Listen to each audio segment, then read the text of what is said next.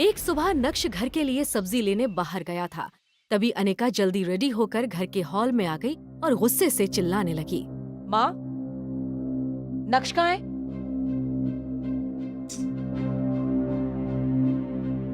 क्या आपको कुछ बता के गया है? वो कहाँ गया है? मने नहीं खबर। लगता है इसको लाइन पे लाने का वक्त आ गया है। ये आदमी ना काम के समय हमेशा गायब रहता है।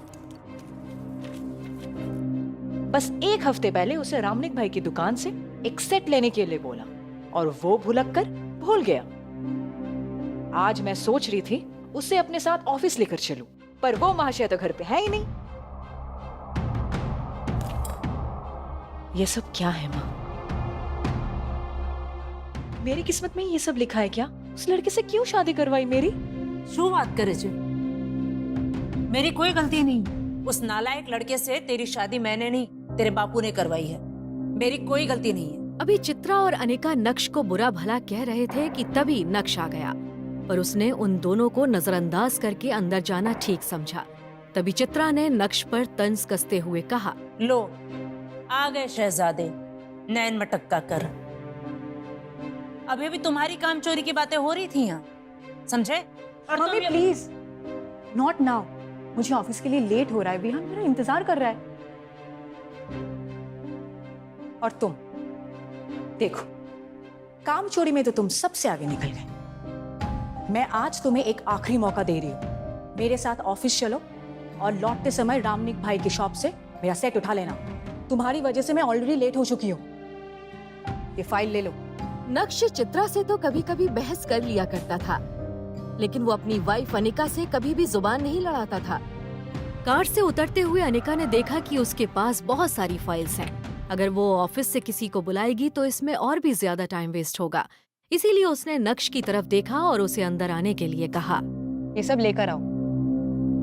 अनिका जब अपने कैबिन में पहुंची तो उसका दोस्त और बिजनेस पार्टनर विहान बजाज पहले ही वहां बैठा उसका इंतजार कर रहा था। हाय विहान। यार अनिका, तुम कहाँ रह गई थी?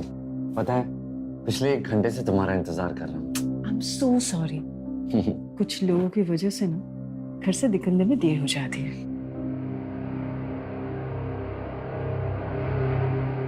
ये आदमी इतना खाली 1 घंटे से मेरी बीवी अनिका का इंतजार कर रहा।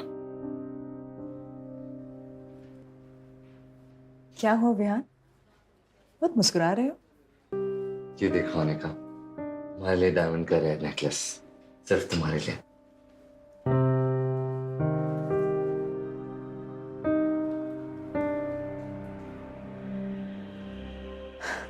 वाओ विहान, ये मेरे लिए लाए हो? हाँ। ये तो बहुत सुंदर है। Thank you so much for your gift.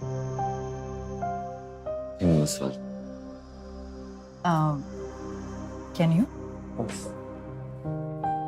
Anika, मैंने आज से तुम्हें कोई सलाह नहीं दी, पर आज दूंगा। ये आदमी तुम्हें इंप्रेस करने के लिए सस्ते हीरे का हार लाके दिया। ये हीरा असली नहीं है। इस आदमी से तुम्हें बात भी नहीं करनी चाहिए।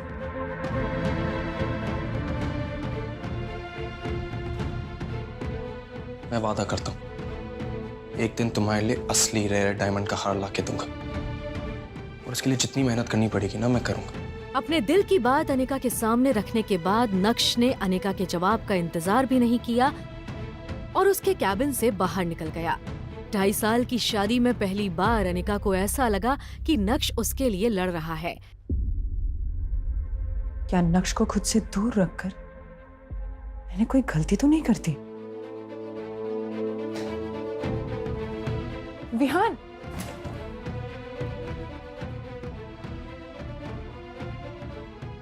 ये मैं क्या सोच रही हूँ?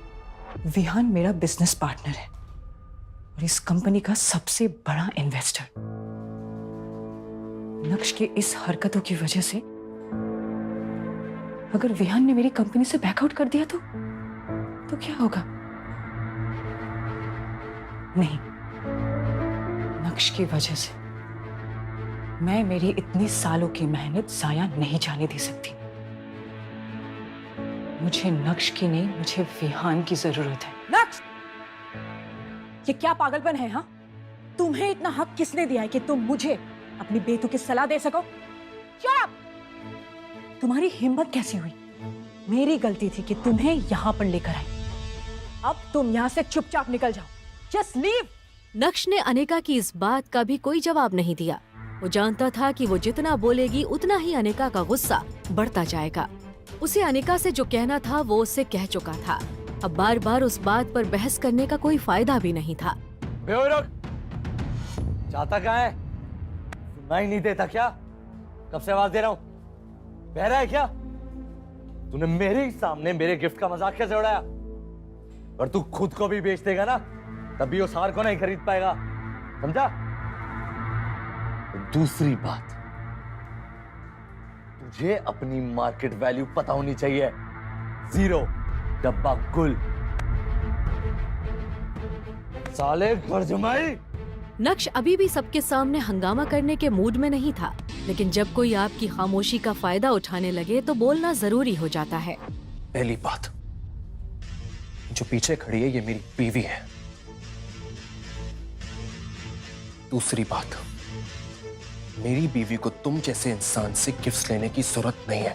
मैं उसे खुद लाकर दे सकता हूं। तो नहीं, ढोंगी दिखावा बंद कर।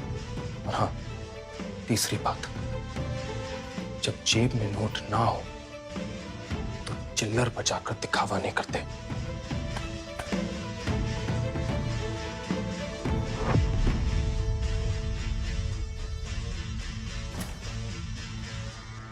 उसकी जलती आंखों के सामने सिर्फ नक्श का चेहरा घूम रहा था और वो जितना नक्श के बारे में सोच रही थी उसका गुस्सा उतना ही बढ़ता जा रहा था।